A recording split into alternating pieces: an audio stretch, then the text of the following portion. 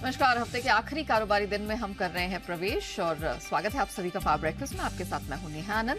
आइए देख लेते हैं कि फ्राइडे मॉर्निंग अंतर्राष्ट्रीय बाजारों से हमारे मार्केट्स के लिए कैसे क्यूज हैं। तो एसजीएक्स निफ्टी तो 18,800 के पार है, 46-47 अंकों की स्ट्रेंथ दिख रही है। डाउ फ्यूचर्स डगमगाया, 40 अंकों की कमजोरी वहां पर है और तकरीबन 48 अंक कमजोर इस समय नास्डैक फ्यूचर्स दिख रहा है। एशियन मार्केट्स मिले जुले से संकेत हैं। निके जापानीज मार्केट निके काफी समय से स्ट्रेंथ दिखाने के बाद आज हमने देखा है 250 पॉइंट्स की करेक्शन यहां पर दिखाई दे रही है, लेकिन बाकी जितने मार्केट्स खुले हैं वो आप कह सकते हैं कि 1/3 से आधे % की स्ट्रेंथ लेकर खुल रहे हैं। तो एशिया इस समय मिक्स्ड बैग है और जापान पर रहने वाली है नजर। कमोडिटी मार्केट में हमने जबरदस्त रिबाउंड देखा है, फिर चाहे वो कच्चा तेल हो जो $75 के पार निकल गया, या फिर सोना चांदी जिसमें दमदार कमबैक दिखा है, मेटल्स चमके हैं और एग्री कमोडिटीज में दिखी है स्ट्रेंथ। तो क्या हुआ है जो इतनी दमदार स्ट्रेंथ हमने इक्विटी कमोडिटी मार्केट में देखी है, पूरी डिटेल लेकर मेरे सहयोगी दीप इस समय मेरे साथ स्टूडियो में जुड़ चुके हैं। दीप, मॉर्निंग। वीकेंड की इतनी अच्छी, इतनी बेहतर शुरुआत नहीं हो सकती थी, तो क्या हुआ कि मूड अच्छा हो गया? जबरदस्त मूड है, कोई ऐसा स्पेसिफिक ट्रिगर नहीं आया, बट जैसे कल बात भी हो रही थी, अनिल जी से भी, बग्गा साहब भी कह रहे थे, एक बार देखते हैं बाजार पॉलिसी को कैसे पचाते हैं। क्योंकि एक फीलिंग ये भी बाजार में बन रही है कि शायद ये आखिरी बार फेड पिछली बार जो रेट्स बढ़ाए थे वो हो चुका है, आगे रेट्स बढ़ाने की जरूरत नहीं पड़ सकती। ये उम्मीद है, ऐसा कुछ एक्चुअली हुआ नहीं है, बट हाँ काफी सारी सेंट्रल बैंक पॉलिसीज आ रही हैं। अभी आप देखेंगे थोड़ी देर में बैंक ऑफ जापान की पॉलिसी आने वाली है, इसलिए शायद जापान के बाजार थोड़ा इस समय दबाव फील कर रहे हैं या कॉशियस ट्रेड कर रहे हैं। हालांकि पॉलिसी में कुछ एक्सपेक्टेड नहीं है, ना ही उनके रेट्स में बदलाव की उम्मीद है और ना ही जो उनका बॉन्ड यील्ड कर्व कंट्रोल है उसमें कुछ बदलाव आने वाला है, बट नॉनदलेस यहां पर नजर है। ऑफ कोर्स अमेरिकी बाजारों में तो जबरदस्त एक्शन आपने देखा। डाउ पर देखिए 425 अंकों का उछाल आया है और 5 महीने की ऊंचाई पर अब आपको डाउ आते हुए दिख रहा है। S&P और नास्डैक लगातार तेजी में है, कल भी 1-1.25% की तेजी यहां पर आपको आती हुई दिखी और यह चलकर लगातार 6 दिनों से एक्शन आपको बनते हुए दिख रहा है। 14 महीने की ऊंचाई पर यह भी कायम है, तो जबरदस्त एक्शन आपको अमेरिकी इंडिसेस में इस समय आते हुए दिख रहा है और जो तेजी का ट्रेंड था वो बरकरार है। ब्रॉड बेस्ड पार्टिसिपेशन कल एक बार फिर से हमने अमेरिकी बाजारों में आते हुए देखा, बट हाँ आईटी यहां से दमदार कंट्रीब्यूशन था और दिग्गज आईटी शेयर्स मेटा और माइक्रोसॉफ्ट दोनों में 3% की तेजी आई। इनफैक्ट माइक्रोसॉफ्ट रिकॉर्ड ऊंचाई पर आपको आते हुए दिखा। कुछ दिन पहले हमने देखा था एप्पल रिकॉर्ड ऊंचाई पर आ गया था, अब हम देख रहे हैं कि माइक्रोसॉफ्ट भी रिकॉर्ड ऊंचाई पर आते हुए दिख रहा है। अडोब के नंबर्स भी आए थे और जबरदस्त गाइडेंस दी है कंपनी ने, जिसकी वजह से आपने देखा 3% की तेजी वहां पर भी होती हुई दिखी। एनर्जी शेयर्स में भी अच्छी खरीदारी आती हुई दिखी, तो बाजार का मूड माहौल सेंटिमेंट काफी अच्छा था।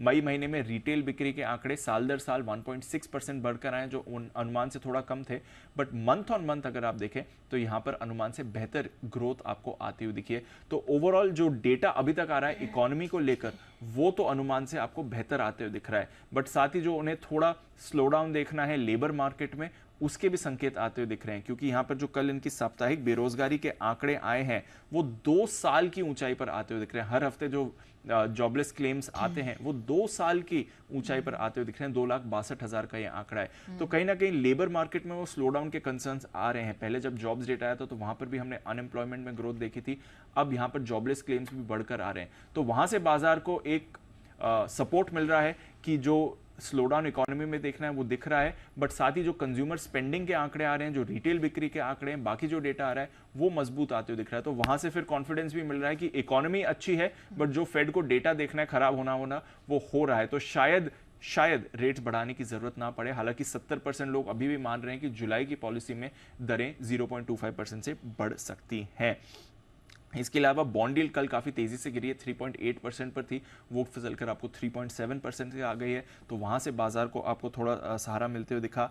आज का एक्शन काफ़ी उतार चढ़ाव वाला रह सकता है अमेरिकी बाजारों में, क्योंकि इनके इंडेक्स की रीबैलेंसिंग होने वाली है, एक्सपायरी है, क्वार्टरली एक्सपायरी होने वाली है, तो उसकी वजह से भी आप थोड़ा एक्शन उतार चढ़ाव वाला एक्सपेक्ट कर सकते हैं। और फिर मंडे को छुट्टी है, तो एक्सटेंडेड वीकेंड है, एक्सपायरी है, रीबैलेंसिंग है, तो उसके चलते आज थोड़ा उतार चढ़ाव रहेगा, बट अदरवाइज बढ़िया मूड में आपको अमेरिकी बाजार दिख रहे हैं। कंज्यूमर सेंटिमेंट भी डेटा आने वाला है, तो उस पर भी बाजार की नज़र रहने वाली है। बट ओवरऑल कल बहुत ही बढ़िया सेशन था, थोड़ा उतार चढ़ाव वाला था, इंट्राडे में थोड़ी सुस्ती दिखी थी, बट वहाँ से जो रिकवरी आई उसके बाद तो आपने बढ़िया मूव देखी है। यूरोप की बात करें, यूजुअली यूरोप में उतना एक्शन नहीं होता है, कल बहुत एक्शन पैक डे था यूरोप में। बाजार तो मिले जुले क्लोज हुए, रेंज भी ठीक ठाक थी, but ECB European central bank की पॉलिसी आई थी, 1/4% दरें बढ़ाकर उन्होंने 3.5% की करी हैं। अगली पॉलिसी में भी दरें बढ़ाने के क्लियर संकेत दिए हैं। यहाँ पर इनकी दरें ऑलरेडी 22 साल की ऊंचाई पर हैं। साथ ही ईसीबी ने इन्फ्लेशन का अनुमान बढ़ाया है, ग्रोथ का अनुमान घटाया है, तो दोनों चीजें नेगेटिव आई हैं। रेट भी बढ़ाने की बात कर रहे हैं तो कुछ भी अच्छा नहीं आया ईसीबी पॉलिसी से। इसकी वजह से यूरो में कल हमने काफी ज्यादा एक्शन बनते हुए देखा। इसके अलावा एचएसबीसी ने यूके के बाजारों को डाउनग्रेड किया है, न्यूट्रल से डाउनग्रेड करके अंडरवेट कर दिया। तो कल यूरोप के बाजार में भी काफी सारा एक्शन था और आज भी एक्शन रहेगा, क्योंकि यहां पर यूरोप के इन्फ्लेशन के डेटा आज आने वाले हैं। कमोडिटी स्पेस में भी हमने देखा भारी एक्शन होते हुए दिखा, बढ़िया रिबाउंड अक्रॉस कमोडिटीज आए, क्योंकि डॉलर इंडेक्स अब 102 के लेवल पर आ गया है। 5 हफ्ते के निचले स्तर पर आपको डॉलर दिख रहा है, जिसकी वजह से कच्चा तेल कल 3-3.5% उछला है। 75-50 के ऊपर आपको ब्रेंट ट्रेड करते हुए इस समय दिख रहा है। काफी सारा डेटा भी आया था जो कच्चे तेल के लिए सपोर्टिव है। सोने में हमने इंट्राडे में $30 का कल उछाल आते हुए देखा है, यहाँ पर बड़ी तेजी थी। बेस मेटल्स में एक्शन है, कॉपर और निकल 5 हफ्ते की ऊंचाई पर है, जिंक 1 महीने की ऊंचाई पर है। एग्री कमोडिटीज में भी बाउंस बैक रहा है। तो कल अक्रॉस एसेट क्लासेस आपने भरपूर मूवमेंट देखा है। यूएस फेड पॉलिसी के एक दिन बाद बड़ा एक्शन आया है। अब देखते हैं वीकेंड पर कैसी मूव रहेगी। चलिए, तो ये जिस तरह के धमाकेदार क्यूज ग्लोबल मार्केट से मिले हैं, उस पर रादर हमारे मार्केट्स आज कैसे रिएक्ट करते हुए दिखते हैं जो बाजार खुलते हैं, ये देखने वाली बात होगी। धन्यवाद दीप, वो पूरी डिटेल दर्शकों के सामने रखने के लिए। आइए आगे बढ़े, उससे पहले देख लेते हैं कि कल यानी कि गुरुवार को संस्थागत निवेशकों का प्रदर्शन कैसा रहा। दमदार खरीदारी हमने कैश स्पेस में विदेशी संस्थागत निवेशकों की तरफ से देखी, जो कि ऑलमोस्ट 3100 करोड़ के पास चली गई है। लेकिन घरेलू संस्थागत निवेशक इन्होंने थोड़ा हाथ पीछे खींचे हैं, 300 करोड़ के आसपास की बिकवाली यहां से हाथ लगी है। तो जैसे दमदार ग्लोबल संकेत हमें फ्राइडे मॉर्निंग मिल रहे हैं, इन सब के बीच हमारे मार्केट में आपको क्या रणनीति अपनानी है, इस पर बात करेंगे। जी बिजनेस के मैनेजिंग एडिटर अनिल सिंह भी हमारे साथ जुड़ चुके हैं।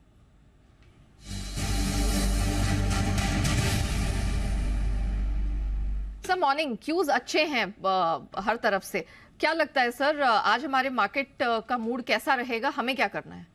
Good morning Neha. देखिए, हमारे लिए तेजी का पूरा माहौल बनता हुआ दिखेगा। उसकी दो बड़ी वजह है। एक तो ये कि अमेरिकी बाजारों में जितनी तेजी हुई है वो बहुत ही जबरदस्त है, क्योंकि फेड की मीटिंग के बाद कल का ट्रेडिंग सेशन अमेरिकी बाजारों के लिए बहुत इंपॉर्टेंट था। फॉलो अप ट्रेडिंग सेशन, जिसमें कि आपको आइडिया लग जाता है कि भाई पॉलिसी के बाद फाइनली बाजार किस तरफ का मूड बना रहे हैं। तो ब्याज दरों में बढ़ोतरी और हॉकिश पॉलिसी देने के जो संकेत फेड ने दिए हैं, उससे ज्यादा फर्क पड़ा नहीं। परसों भी आप देखिए कि आपने बॉटम से अमेरिकी बाजार और कल जिस तरह की शानदार तेजी के साथ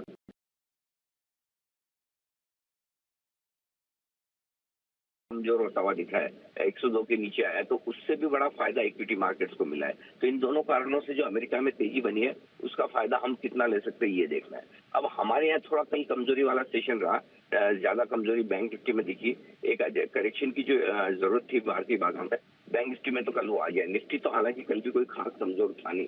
तो मेरा ये समझना है कि बैंक निफ्टी कल कमजोर होने के बाद और वीकली एक्सपायरी खत्म होने के बाद जो तेजी की पोजीशन खत्म होने का डर था, वो तो काफी कुछ कम हो चुका है। अब हल्के हैं, 0.67 के पुट कॉल रेशियो पर बैंक निफ्टी ओवरसोल्ड के नजदीक है। ऐसे में मुझे लगता है कि आज एक अच्छी रिकवरी का माहौल बन सकता है और यहाँ से तेजी बन सकती है। जहाँ तक सपोर्ट लेवल्स का सवाल है, निफ्टी पर 18,600, 18,660 ये आज सपोर्ट का काम करेगा और ऊपरी स्तर पर 18,725 से 18,800 तक जाने की कोशिश निफ्टी की हो सकती है। बैंक निफ्टी का जहां तक सवाल है, बिल्कुल अपने सपोर्ट के आसपास कल पहुंचा था, 43,400 के आसपास। 43,200, 43,325 परसेंट जगह अगर आज किसी भी रीजन से सुस्त या हल्की कमजोरी के साथ शुरुआत हो जाए तो खरीदने का आपके लिए तुरंत ही मौका बन जाएगा। ऊपरी स्तर पर 43,675, 43,800 यहाँ तक जाने की कोशिश बैंक निफ्टी की हो सकती है। तो ओवरऑल पॉजिटिव बायस के साथ भारतीय बाजारों में तेजी के रुझान के साथ में ये राय होगी। Sir thank you so much हमारे साथ जुड़ने के लिए, बताने के लिए कि किस प्रकार से हमारे मार्केट्स को प्ले करना है। तो क्लियरली सर ने कहा कि बायस आज तो पॉजिटिव रहेगा। कल हमने ज्यादा प्रेशर देखा, बैंक निफ्टी काफी टूटा है, लेकिन आज आपको कुछ खरीद का मौका मिल सकता है। लेवल्स बता देती हूँ, 18,600, 660 या सहारा देने वाली बैंड होगी निफ्टी के लिए। अपर बैंड है वो 18,725 से 800 तक स्ट्रेच होती हुई दिखाई दे रही है। और बैंक निफ्टी का जहां तक सवाल है 43,200 से 325 इस सपोर्ट रेंज पर रखिएगा नजर। 43,675 से 800 तक का जो बैंड है वहां पर बैंक निफ्टी कुछ चैलेंज, कुछ रुकावट फेस करता हुआ दिख सकता है। आइए अब जान लेते हैं कि खबरों के दम पर किन स्टॉक सेक्टर्स में एक्शन दिखेगा। आशीष हमारे साथ जुड़ चुके हैं पूरी डिटेल लेकर। आशीष, मॉर्निंग, बताइए कहाँ कहाँ एक्शन दिखेगा, ट्रिगर्स कौन से हैं? Good morning. देखिए, सबसे पहले इवेंट्स देख लेते हैं। तो आज फुट्सी इंडिया इंडेक्स रिस्ट्रक्चरिंग में अगर आप देखें तो यहाँ पर बदलाव आज की क्लोजिंग के लागू होंगे। एडिशंस के लिहाज से देखें तो Medanta, global health, Piramal pharma, इनकी जो है एडिशंस होंगे और वेटेज में इंक्रीज आपको देखने को मिलेगा विप्रो, पीएनबी, वरुण बेवरेजेस की तरफ से। साथ में अगर आप देखें तो फाइनेंस मिनिस्ट्री की जो ऑफिशियल्स हैं वो मूडीज से मुलाकात करेंगे। इसके बाद हम देखेंगे कि रेटिंग भी आएगी। काफ़ी चर्चित आईपीओ, काफ़ी बढ़िया रिस्पॉन्स यहाँ पर देखने को मिला था। 68 गुने के आसपास का सब्सक्रिप्शन था। तो IQ लाइटिंग यहाँ पर आज इसकी लिस्टिंग होने जा रही है। और ईडेलवाइज फाइनेंशियल सर्विसेज, ये कंपनी जो है अभी तक टी ग्रुप में ट्रेड कर रही थी, यानी ट्रेड टू ट्रेड में, अब ये ए ग्रुप में ट्रांसफर होगी। कुछ स्टॉक ऐसे हैं जहां पर आपको प्राइस में एडजस्टमेंट देखने को मिलेगा। एक्स डिविडेंड है HDFC लाइफ, करीब ₹1.90 का बड़ा छोटा अमाउंट है। पिरामल एंटरप्राइज, यहाँ पर अगर आप देखें तो ठीक ठाक 31 रुपये का एडजस्टमेंट आपको देखने को मिलेगा। PFC में ₹4.5 का फाइनल डिविडेंड का है। श्रीराम फाइनेंस, यहाँ पर भी अगर आप देखें तो 20 रुपये के जो फाइनल डिविडेंड है इसका एडजस्टमेंट देखने को मिलेगा। बायबैक की एक्स डेट है विप्रो की, तो यहाँ पर भी आप इम्पैक्ट देखेंगे। हीरो मोटोकॉर्प, कल देखिए दोपहर को हमने आपको खबर बताई थी, इसके बाद जो है कंपनी की तरफ से स्पष्टीकरण आ गया है कि MCA से मीडिया रिपोर्ट से जुड़ी सूचना कोई भी इन्हें मिली नहीं है। तो इसके बारे में उन्होंने कहा कि जैसी सूचना मिलेगी बताएंगे, लेकिन हमारी खबर है और यहाँ पर इसका इम्पैक्ट भी आया है। टोरेंट फार्मास्यूटिकल्स, यहाँ पर देखें तो इनकी एक ऑन्कोलॉजी मैन्युफैक्चरिंग फैसिलिटी है जिससे USFDA से क्लीन चिट मिलती है और 483 फॉर्म जो है वो भी जारी हो गया है। नाटको फार्मा में भी अगर आप देखें तो इनकी जो विशाखापट्टनम की इकाई है इससे USFDA से क्लीन चिट मिल गई है। BHEL, ये भी स्टॉक आपके रडार पर रहना चाहिए क्योंकि वॉल्वो आइशर कमर्शियल व्हीकल्स के साथ इन्होंने एक नया प्रोजेक्ट साइन किया है, जिसके चलते अगर आप देखें तो हाइड्रोजन CNG सिलेंडर डेवलपमेंट का काम जो है किया जाएगा। PFC ने एक SPV का गठन किया है और SPV अगर आप देखें तो कंसल्टेंसी के काम में होगी। और अंत में अगर आप देखें तो अंबर एंटरप्राइज, ये भी स्टॉक आपके रडार पर रहना चाहिए क्योंकि गैर promoter Kotak Mahindra mutual fund ने करीब छोटा सा अमाउंट है 6,500 शेयर खरीदे और अब इनकी जो हिस्सेदारी है वो 4.99% से बढ़कर 5.01% हो गई है। ये है वो खबरें जिनके दम पर आज इन स्टॉक सेक्टर्स में एक्शन दिखेगा। धन्यवाद आशीष उस पूरी डिटेल के लिए। आइए अब एक्सपर्ट्स की भी राय जान लेते हैं, कौन से सेक्टर्स पर उनकी नजर है, कौन से शेयर में आज उन्हें बेस्ट कमाई की स्ट्रैटेजी नजर आ रही है। मार्केट एक्सपर्ट श्रीकांत चौहान हमारे साथ अब शो में शामिल हो चुके हैं। श्रीकांत जी, मॉर्निंग, कल निफ्टी बैंक की काफी ज्यादा पिटाई हुई थी और कुछ बड़े स्टॉक्स हैं, इंडसइंड, SBI, कोटक, ICICI, ये कुछ ऐसे बड़े नाम रहे जिन्होंने कल निफ्टी बैंक को खींचने का काम किया, भारी गिरावट दिखी है। अब जरा बताइए कि बैंकिंग सेक्टर पर आज क्या व्यू बन रहा है? तो देखिए, निफ्टी और बैंक निफ्टी इन दोनों में कल प्रॉफिट बुकिंग हमने देखी और इम्पोर्टेंट लेवल से टर्न हुए हैं। इम्पोर्टेंट इवेंट के बाद टर्न हुए, तो प्रॉफिट बुकिंग हमेशा ही आता है। बैंक निफ्टी के लिए जो इम्पोर्टेंट लेवल्स रहेंगे वो यही रहेंगे 44,200 के, जहाँ पे कई बार बैंक निफ्टी रुका हुआ है। और अभी जैसे काफी जोर से गिरा है तो अभी 43,700 जो एक इम्पोर्टेंट सब बना हुआ था इसके लिए, अभी वो रेजिस्टेंस बन जाएगा। तो शायद अगर वहां तक पुल बैक मिले तो कुछ अगर अटकी हुई कोई लॉन्ग पोजीशन हो तो उसको उसे कम किया जा सकता है, क्योंकि ऐसा लगता है कि बैंक निफ्टी में थोड़ा और करेक्शन बढ़ सकता है और शायद 43,000 से लेकर 42,800 के लेवल से दिखा सकता है। उन लेवल्स के करीब ट्रा बाय ले सकते हो, लेकिन अगर कोई आज पुल बैक मिले तो सबसे पहले हमें 43,700 के करीब पोजीशंस को कम करना है। ओके, कोई बैंकिंग स्टॉक्स हैं जो आज आपके रिडार पर खास रहने वाले हैं? वहां क्या रणनीति हो सकती है, क्योंकि कल तो बहुत पिटाई हुई थी, सब लाल निशान में बंद हुए हैं। बिल्कुल, देखिए अगर यहाँ पुलबैक मिलता है तो मुझे लगता है कि वापस से जो इंडेक्स के जो स्टॉक्स है, जैसे कि स्टेट बैंक ऑफ इंडिया है, अगर ये 567, 570 के करीब अगर आता है तो वहाँ पे कुछ शॉर्ट सेलिंग बन सकती है। हमें लगता है कि ये स्टॉक वापस 555 के लेवल्स दिखा सकता है। तो यहाँ पे 575 के स्टॉप लॉस के साथ स्टेट बैंक को शॉर्ट किया जा सकता है। और वैसे ही ICICI बैंक 940 में कई बार रुका हुआ था और उसके बाद उसने ब्रेक डाउन किया है, तो 937-38 के रेंज में अगर आता है तो इसे भी शॉर्ट करके चल सकते हैं। शायद ये भी स्टॉक 920 तक वापस करेक्ट हो सकता है।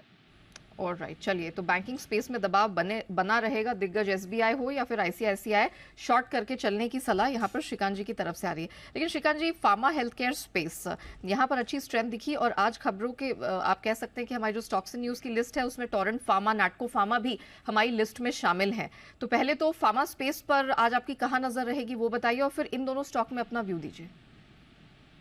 बिल्कुल, तो देखिए फार्मा स्पेस में काफी अच्छी तेजी बनी है और मुझे लगता है कई सारे स्टॉक चल रहे हैं। और थोड़ा सा हमें अभी सिलेक्टिव होना जरूरी है क्योंकि रैली एक एक्सट्रीम लेवल तक आ चुकी है, थोड़ा सा करेक्शन भी हो सकता है, तो होगा। लेकिन अगर करंट लेवल से अगर कुछ खरीदना है तो मैं कहूंगा कि लुपिन लेबोरेटरीज अभी भी खरीद सकते हैं, क्योंकि यहाँ पे हमें लगता है कि 1050 की गुंजाइश है आने वाले कुछ हफ्तों में, महीनों में। लेकिन शॉर्ट टर्म में मुझे लगता है कि ये 880 890 के लेवल्स दिखा सकता है। तो करंट लेवल से लुपिन लेबोरेटरीज को लॉन्ग कर सकते हैं और तकरीबन 800 रुपए का स्टॉप लॉस रख सकते हैं। और साथ ही साथ मुझे लग रहा है कि ये जो जुबिलेंट इनग्रेविया है, यहाँ पे भी अच्छी तेजी बनी है और थोड़ी सी इसमें इनसाइडर बाइंग भी हुई है। तो यहाँ पे हमें लगता है कि जो 380 390 के करीब, 420 के करीब जैसे अभी ये स्टॉक ट्रेड कर रहा है, ये आने वाले दिनों में 490 500 तक जा सकता है। ओके, तो फार्मा स्पेस में आप रखिएगा नजर लुपिन, और साथ ही जुबिलेंट इनग्रेविया भी पसंद आ रहा है। अच्छा, अब श्रीकांत जी, आपकी बेस्ट पिक्स आज कहाँ पर है? कोई सेक्टर है जो नजर में है या फिर कोई ऐसे स्टॉक्स जहां पर बेस्ट स्ट्रैटेजी आज बन सकती है? नहीं, मुझे लगता है कि इस मार्केट में हमें काफी सिलेक्टिव रहना जरूरी है। और अगर मैं इसी बेसिस पे अगर जाता हूँ तो मुझे लगता है कि इंडिगो, ये एक स्टॉक ऐसा है, इंटरग्लोब एविएशन, कि जो अच्छा खासा भी करेक्ट हुआ था पिछले 2-3 दिनों में, अभी वापस एक रिवर्सल रैली में आ चुका है। और ये स्टॉक 50 रुपए जा सकता है 2550 तक। स्टॉप लॉस हम यहाँ पे रख सकते हैं एट 2380। और साथ ही साथ मुझे लगता है कि मेटल स्टॉक्स में तेजी बनी रहेगी क्योंकि थोड़े से डेटा वहाँ पे पॉजिटिव आ रहे हैं, और वहाँ पे हमें लगता है कि टाटा स्टील में ऑनगोइंग तेजी बनेगी। 118 119 के टारगेट्स नजर आते हैं और हम स्टॉप लॉस यहाँ पे रखेंगे अराउंड 110 का। ओके, मैं चाहूंगी श्रीकांत जी, एक बार आप इंटरग्लोब और टाटा स्टील दोनों का टारगेट रिपीट कर देंगे सर? बिल्कुल। तो इंटरग्लोब एविएशन के टारगेट है 2550 के, 2550 के, और टाटा स्टील के लिए टारगेट है 119 के 119, और स्टॉप लॉस 110 रुपए का। सो मच श्रीकांत जी, हमारे साथ जुड़ने के लिए, बताने के लिए इक्विटी स्पेस में कहाँ कहाँ है कमाई के मौके। बारी आती है कमोडिटी बाजार की, और कुंवर जी कमोडिटीज के रवि देवरा हमारे साथ अब शो में शामिल हो चुके हैं। रवि, मॉर्निंग। सबसे पहले तो कच्चे तेल पर व्यू दीजिए। बहुत चॉपी ट्रेड है ये पूरे हफ्ते, एक दिन ऊपर एक दिन नीचे, यही कच्चे तेल में दिखा है। आज क्या सलाह होगी? Good morning. कल काफी अच्छी रैली के साथ वो क्लोज हुआ था, बट यस आपने जैसे बोला कि वहाँ पे फॉलो पाइंग क्या काफी अबव है। पर्टिकुलर इंटरनेशनल प्राइसेस में एक बड़ा रेजिस्टेंस जो ब्रेंट में है वो 76 का है, और इस हिसाब से प्राइसेस कंसोलिडेट हो रहे हैं। आज मॉर्निंग में ऐसा इंडिकेशन है कि शायद flat to negative prices open हो, पर जिस हिसाब से पूरा एनर्जी पे कल चला था, नेचुरल गैस में 8-9% की तेजी थी, क्रूड में इतनी तेजी थी, मुझे लग रहा है कि बाय एंड डिप्स का स्ट्रेटेजी बेटर स्ट्रेटेजी हो सकता है। अभी भी इंटरनेशनल प्राइसेस मुझे 78 तक दिख रहा है, तो शॉर्ट टर्म के लिए बाय करें। चाइना स्टिमुलस यहाँ पे काफी अच्छा वर्क कर रहा है। 5780 के करीब बाय करें 5700 के स्टॉप लॉस के साथ। मुझे लग रहा है कि 5920 मीन यहाँ से करीबन 100 रुपए की तेजी 1 से 2 ट्रेडिंग सेशन में आ सकती है। और नेचुरल गैस, ये हम देख रहे हैं कि लगातार ऊपर की तरफ बढ़ता चला जा रहा है। कल 8.5% की स्ट्रेंथ दिखी है, क्या सलाह होगी? जरूर से कल इन्वेंट्री के डेटा के बाद काफी अच्छा उछाल था, और इन्वेंट्री में जो बिल्डअप देखने को मिल रहा है वो काफी लोअर है, मार्केट के एक्सपेक्टेशन से नीचे रहा है। तो मुझे लग रहा है कि प्राइसेस में जिस हिसाब से कल का जो कैंडल है, तो टेक्निकली लग रहा है कि आज थोड़ा डे ऑफ कंसोलिडेशन हो सकता है, थोड़ा डिप पे मिले।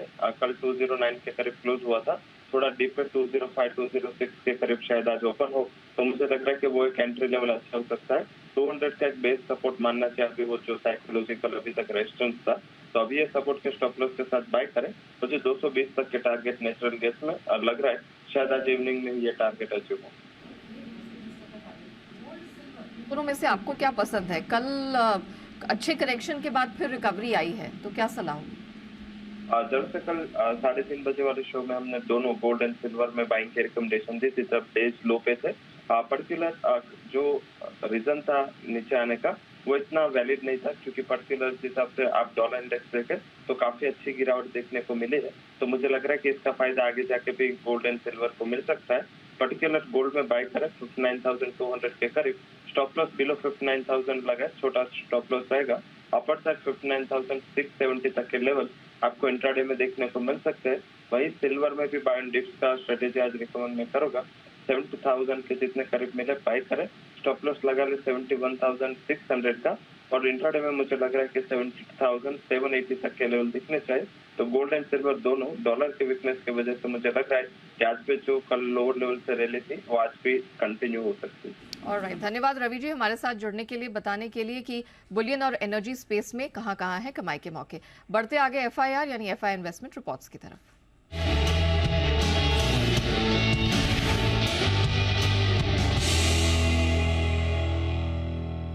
तो आशीष हमारे साथ जुड़ चुके हैं। आशीष बताइए, फॉरेन ब्रोकरेजेस की कहाँ है नजर?